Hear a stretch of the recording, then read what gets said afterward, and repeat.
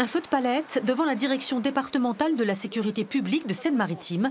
L'image est inédite. Une centaine de policiers s'est retrouvée ce matin à Rouen pour bloquer le commissariat central, très déterminés à ne plus se laisser malmener après 5 semaines de sollicitations intenses sur le conflit des Gilets jaunes.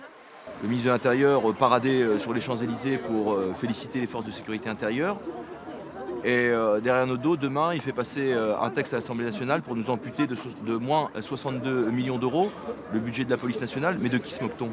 Le gouvernement a annoncé hier l'octroi d'une prime de 300 € et aujourd'hui le paiement des 23 millions d'heures supplémentaires effectuées par les policiers.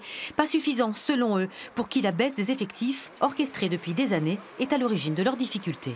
La délinquance, les plaintes, enfin tout ça, ça baisse pas en même temps que l'effectif en fait. C'est pas, je veux dire, que tout ça, ça s'adapte pas au nombre de policiers. C'est pas qu'il y a moins de policiers qu'il y a moins de faits de délinquance. Donc aujourd'hui, en fait, le problème c'est qu'il faut remettre des effectifs sur la voie publique parce que forcément, moins il y a de monde et plus les conditions de travail se dégradent.